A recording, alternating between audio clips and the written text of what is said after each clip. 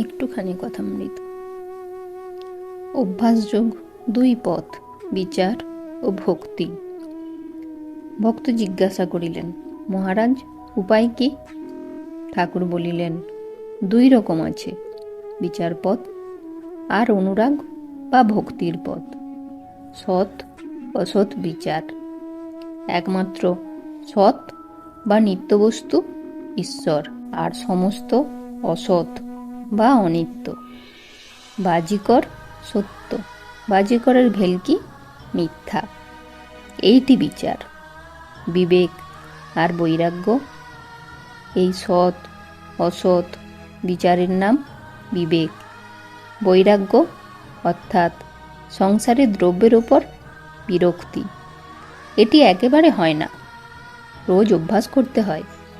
কামিনী কাঞ্চন আগে মনে ত্যাগ করতে হয়, তারপর তার ইচ্ছায় মনের ত্যাগও করতে হয়, বাহিরের ত্যাগও করতে হয়।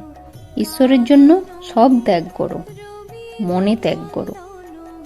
অভ্যাস যোগের দ্বারা কামিনী কাঞ্চনে আসক্তি ত্যাগ করা যায়, গীতায় একথা আছে। অভ্যাস দ্বারা মনে অসাধারণ শক্তি এসে পড়ে। তখন ইন্দ্রিয় সংযম করতে, কাম ক্রোধ বশ করতে কষ্ট হয় না। যেমন কচ্ছপ হাত পা টেনে নিলে আর বাহিরে বের করা যায় না। কুড়ুল দিয়ে 4খানা করে কাটলেও আর বাহির করে না। অনুরাগের বা ভক্তির পথ, ব্যাকুল হয়ে একবার কাঁদো, নির্জনে গোপনে দেখা দাও বলে। ডাক দেখি মন ডাকার মতো, কেমন শ্যামা থাকতে পারে? ভক্ত জিজ্ঞাসা করিলেন, মহারাজ, সাকার পূজার মানে কি? আর নিরাকার নির্গুণের মানেই বা কি? ঠাকুর বলিলেন, যেমন বাপের ফটোগ্রাফ দেখলে বাপকে মনে পড়ে, তেমনি প্রতিমায় পুজো করতে করতে সত্যের রূপ উদ্দীপন হয়। সাকার রূপ কীরকম জানো?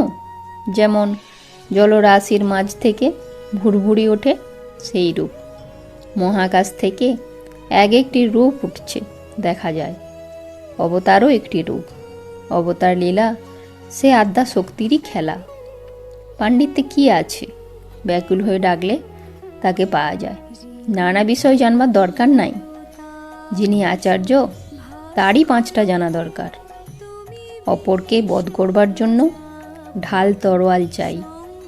আপনাকে বধ করবার জন্যে একটি ছুঁচ বা নরুন হলেই হয়।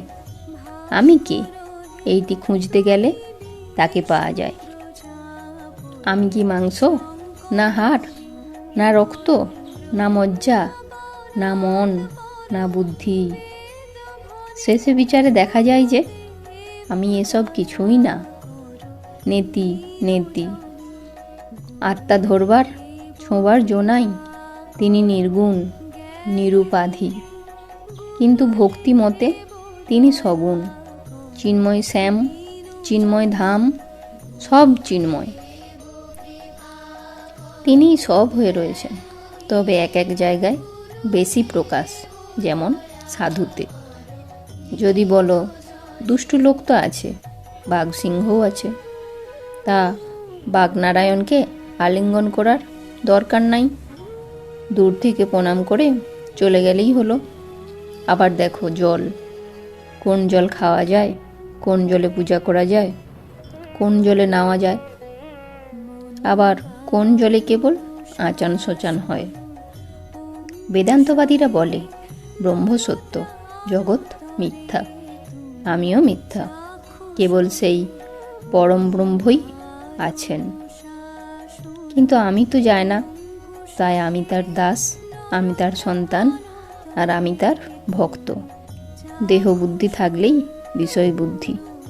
রূপ রস গন্ধ স্পর্শ শব্দ এ সকল বিষয়। বিষয় বুদ্ধি যাওয়া বড় কঠিন। ত্যাগীদের বিষয় বুদ্ধি কম। সংসারীরা সর্বদাই বিষয় চিন্তা নিয়ে থাকে। তাই তার নাম গুণকীর্তন করলে দেহের সব পাপ পালিয়ে যায়। দেহ বৃক্ষে পাপ পাখি, তার নাম গুণকীর্তন যেন হাততালি দেওয়া। হাততালি দিলে যেমন বৃক্ষের উপরের পাখি সব পালায়, তেমনি সব পাপ তার নাম গুণকীর্তনে চলে যায়।